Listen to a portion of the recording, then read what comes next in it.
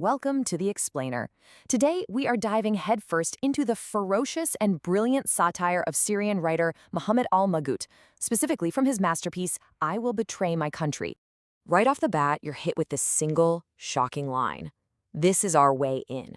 It's the key to a world of political absurdity, deep disillusionment, and this really complex, agonizing love for a broken homeland. It's a statement that completely turns the idea of patriotism on its head. So the story kicks off with a man on a desperate mission. He's trying to warn his people about the danger they're in, the danger right at their doorstep. But he just hits this crushing wall of indifference. It's like an entire nation is completely and bizarrely distracted. I mean, this question just cuts right to the heart of the frustration, doesn't it? A whole society consumed by trivial little things while facing a literal existential threat? And believe me, our narrator, he tried everything to get their attention. You see, he came at them from every possible angle. He put on every hat he could find, the historian, the artist, the expert, the doctor, even a father. He appealed to their logic with maps, to their emotions with art, to their fears for their own children. He was trying to speak any language they might understand. And the result of all that effort? Nothing. Zero. This deep, profound public apathy is the silent, paralyzing backdrop for all the absurdity that's about to unfold. Okay, so from this total apathy, something else starts to grow. Al-Maghout turns his satirical lens to this massive gap between the grand, official language of the state and the grim reality people are actually living day to day. He just lays bare this giant chasm between the glorious promises they hear on the radio and what people are actually experiencing. These powerful words, unity, victory, progress, they become totally meaningless. It's a kind of state-sponsored gaslighting, where the truth is the exact opposite of what you're being told.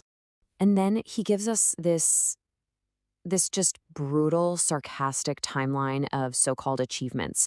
Each failure is framed in the official language of strategy and action, all leading to this absurdly grim conclusion. It's a history of loss, just completely disguised as progress. So what's the point here? It's that in this world, the very tools of dialogue, of culture, of reason, they've been thrown out and replaced by brute force. An intellectual debate isn't met with a counterargument, it's met with a tank. And this is where things get even darker. The narrative spirals inward, showing how the oppression from within has become way more destructive than any foreign enemy. The threat isn't just outside anymore. It's everywhere. Just listen to this exchange. It's so bleakly funny, right? But it paints this terrifying picture of a surveillance state that's become so total, so all-encompassing, that it's actually starting to devour itself. Everyone is trapped in this perfect loop of paranoia. And the paranoia is absolute. There's a spy for the students, a spy for the writers, a spy for the drivers, for the drunks, the judges, the prisoners, all the way down to a spy for the spies themselves. It's a system that's just eating its own tail. Okay, so at this point, they've pretty much left reality far, far behind. The story just descends into pure surrealism, showing us a world where all logic, all values have been completely and utterly turned upside down. Get this. This seating chart for a human rights conference says it all, doesn't it? The smugglers and the profiteers, they get the front row seats.